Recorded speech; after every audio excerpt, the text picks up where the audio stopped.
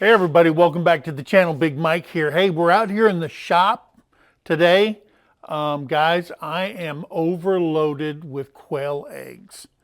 And I'm making this plea to everybody out there. If you need quail eggs, I got quail eggs and you can have them. If you want to get into the quail business, guys, I'm telling you, they're Coturnix quails. And they are so delicious. But that's only if you're into quail and you want to process them for your family. Guys, I know a lot of people raise animals, they love them, but when you spend that much money on raising animals and you don't have a need to stock your freezer with meat and stuff like that, you must have money to burn. We don't do that here at MT Homestead. We raise animals to sustain our family, to help other people. And this cat is all over my legs. That's why I keep looking down. Are you going to give me a chance to do this? Titty Mow, I'm telling you. But anyway, guys, so if you need quail eggs, I've got quail eggs. I'm more than happy to give them to you, and you can incubate them, raise your quail, and you won't regret it. Now, are they messy? Yes. A lot of people say that you need to feed quail a high protein wild game crumble. But what we do is we raise our quail on meat bird crumbles that is a much cheaper. You know, I think it's like for a 50-pound bag, it's like $18. For meat bird crumbles, if you get the wild game, it could be $20, $24, $28 for that high protein. And they're saying you got to have, I don't know, what do they say? They say above 22% for quail, and that's not the case, guys. Our quail are doing perfectly fine. They're laying eggs constantly, and they're getting big, and we put them in freezer camp, and then we incubate quail eggs as we need them to keep the quail down to the size that fits into the pen that they're in. So if you need them, I got them, and I just want to let everybody know that because we're here to help. And if you want to get into that business, you won't regret it, okay? Because you can keep a lot of quail in a smaller area. Just keep your roosters down to a minimum. I think we've got like 15, and I processed 5 males the other day, yesterday in fact, and put them in freezer camp. And I think I've got 3 in there now. I'm going to see how they do. Now, they can be brutal, guys.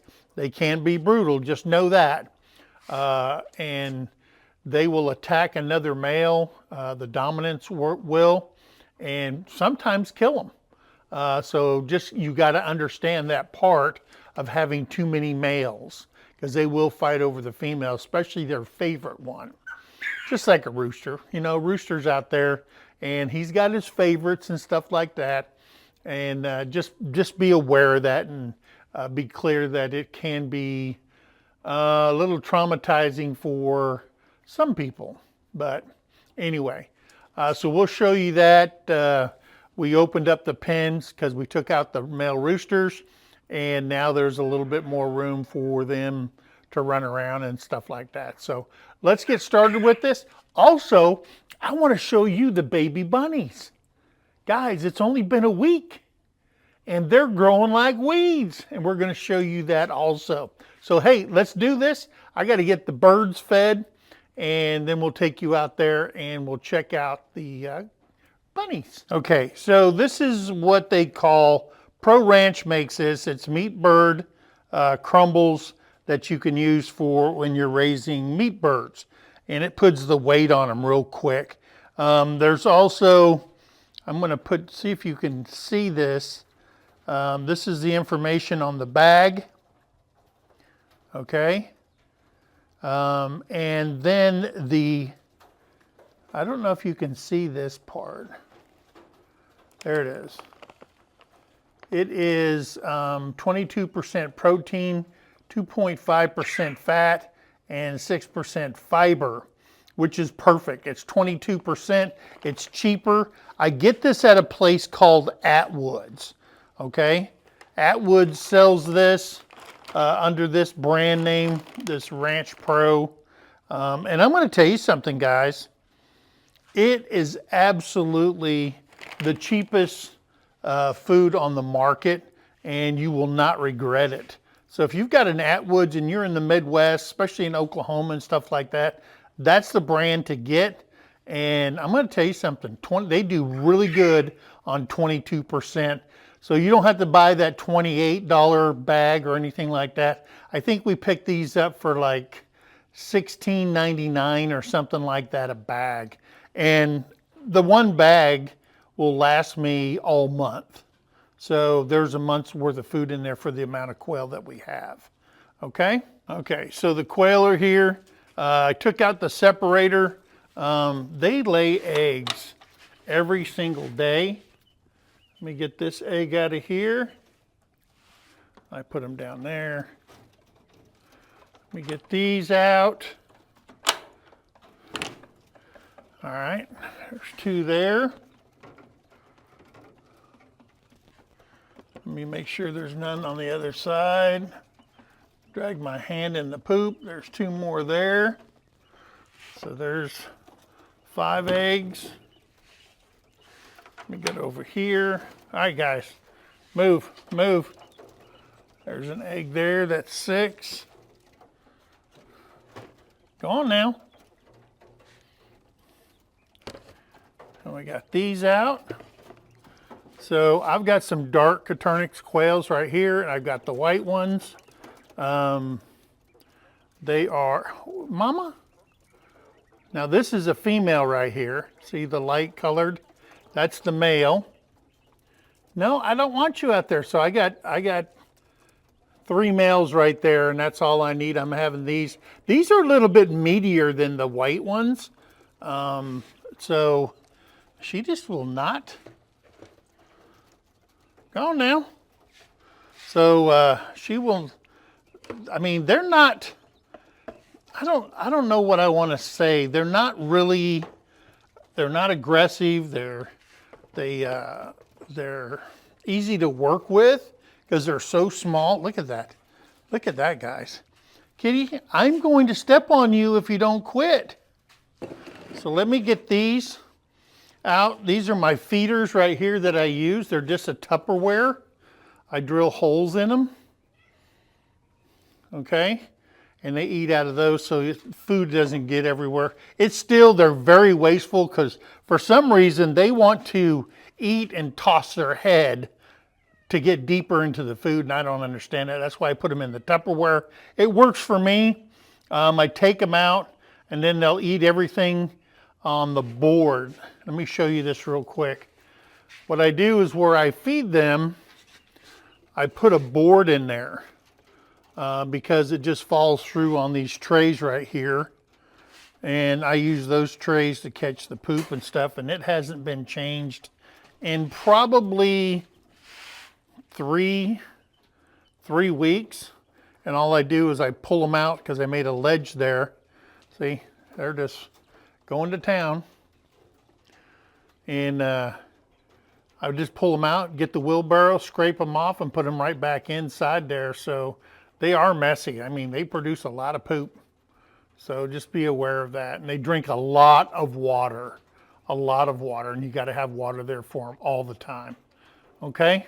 So let me fill up these trays with food, and we'll continue. All right, so that's the trays like I showed you before. Just holes drilled in them so they can stick their head in there and they can't get in. So all I do is I take this meat bird food, get me a cup of it just like that.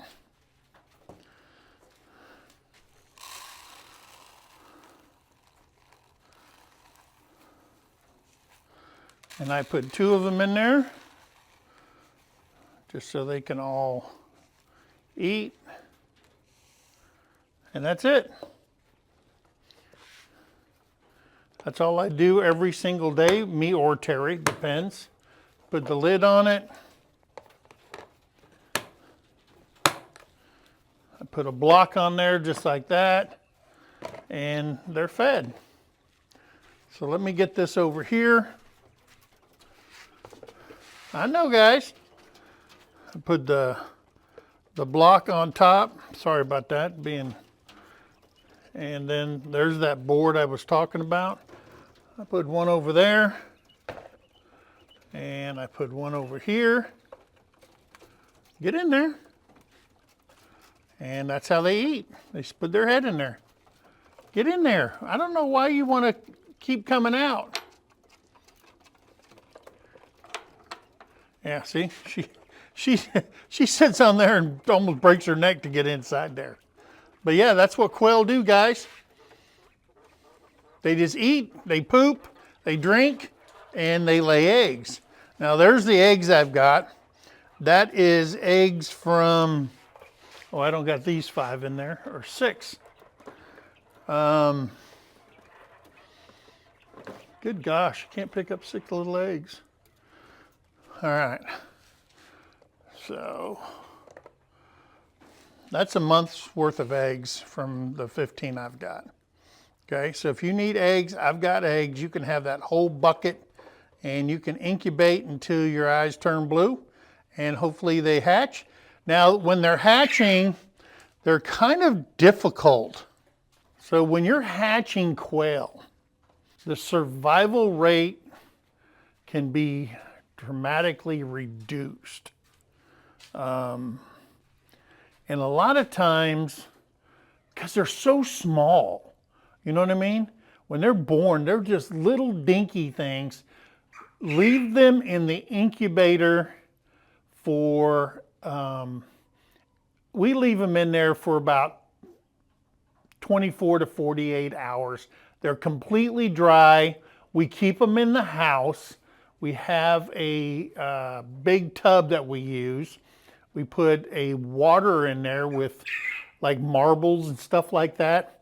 Because what these little crazy things do, if you just put these little red waterers in there, right? And I'm going to show you them. All right. If you have these waterers right here, that's way too much room, and they will drown themselves. I mean drowned, okay? So what we do, they make another waterer like this, all right? It's not as wide down there, and we put marbles or rocks and stuff like that. We wash them off so they can't drown themselves. And we do it every time, and somehow they find a way to drown themselves, and I don't understand that. But we do that. We keep them in there till they just start getting their feathers and stuff like that. Then we bring them out here. We segregate them from the adults because the adults will attack them until they're fully grown. They'll be fully grown at 8 weeks, and they'll start laying eggs at 8 weeks. So they grow really fast. And those are just some of the tips that we do. Do not give them the real fine pine shavings because they'll try to eat them. They just do. We use the larger, coarser stuff. And then they have a habit of dislocating their hips when they're really young. That's why we wait 24 to 48 hours. And we still, I mean, last time we did it, we hatched out like 10 quail, and 3 of them just died because they stand on each other. They're so fragile when they're young and stuff like that, that we have a loss rate of probably 30%. They'll either drown themselves, they'll stand on them, they'll dislocate their hip. It's kind of weird, so you have to be really gentle when you're hatching them out. So that's what we do. And if you're willing to do all that stuff, I've got the eggs. I will give them to you and you can have them. All right, so we got the quail taken care of. They have water, food. I got the eggs out. Let's go outside and check out Mama Bunny, Rachel, okay, and her babies. All right, so here we are outside. Man, it rained last night, guys. We had one heck of a thunderstorm last night. Everything's soaking wet. So there's Mama Bunny. She's up on top of the box. Hey, can we see your babies? Can we see your babies? Yeah, I know where they're at. Thank you for showing them me. All right. So let's look at these bunnies. So I know she's going to want to come over here. Oh, there's one. Oh, there's the other one. Oh, there you go. Come here. Look at that little bunny. This is a normal size bunny right here. All right. That's the normal size bunny. Look at that little beauty thing. That's what they look like normally. And then she had this big old thing. They think I'm their mama. Come here. And look at this big old thing. Holy smokes, look how big he is. Compared to that little one, that's normal. That's not normal, guys. That is not normal. Look how big he is. Big old fat bellies. What are you guys doing? What are you guys doing? What are you doing? Uh-oh, he's a male. Oh man, look at that. He's a male. Hey, you're a big boy.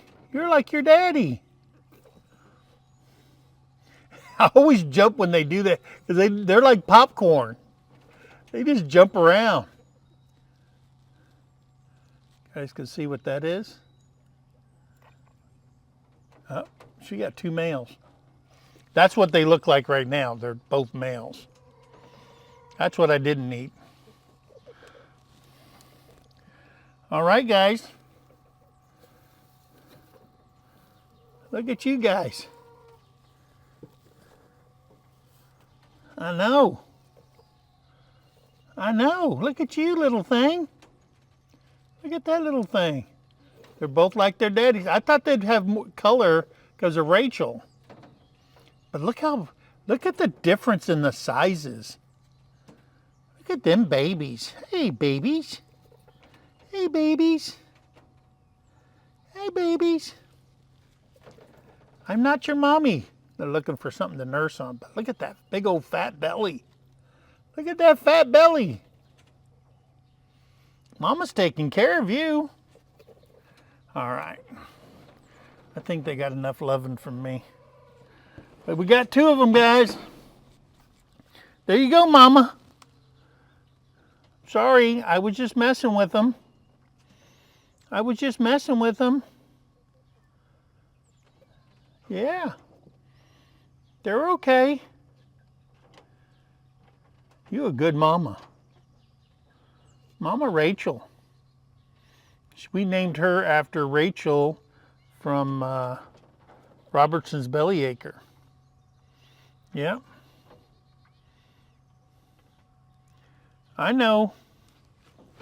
I'll leave you alone, okay? So that's the update on the bunnies. We got to get these rabbits fed and watered. I just wanted to give you a short update on what's going on. I was going to mow the pasture out there. But I'm going to tell you something, guys. If I had goats, I wouldn't have to mow. Or sheep or something like that. I wanted those hair sheep. That's what I really wanted. I wanted a pair of those, a ram and a ewe. I wanted those. I didn't want the wool sheep. But yeah, I'm over here just talking away, ain't I? Yeah, I do get a few comments. They say, show us more, less talking, but I don't know. Maybe I'm just one of those guys that's got to mansplain everything. That's what we said on our live last night. And if you missed our live last night, we had a great time. Terry will probably put this up on Friday, but we had a great time on Wednesday. Great chat, a lot of people in there, and we talked about the meetup. We talked about our grandchild graduating. We talked about the animals. We answered questions, but we had a great time, guys. I'm always looking forward to Wednesday night lives on Family Night, which is Wednesday. So go check that out. Every Wednesday starts at 4 o'clock and goes until 11 o'clock at night. So that is a lot of lives on one night. And then on Tuesday nights, myself and Jason from White Rock Homestead. If you haven't subscribed to White Rock Homestead, you need to go over there and do that. They have a great channel over there. And they also have one called Morning Talk with Chickens, or Coffee with the Chickens, or something with chickens and coffee. That's all I know. And I enjoy that one every morning, guys. We're going to do some weed eating today while it's nice and cool. Gotta let the chickens out. But guys, I'm glad you're here. I'm glad you watched the videos. Remember, be kind to one another. Help somebody in need. And always think of vet. This vet's going to finish with the animals. And Miss Terri's making omelets this morning, guys. Omelets. Big Mike likes the omelets. All right, guys. Until next time, we love you. God bless you. And we'll see you on the next video. Bye, guys.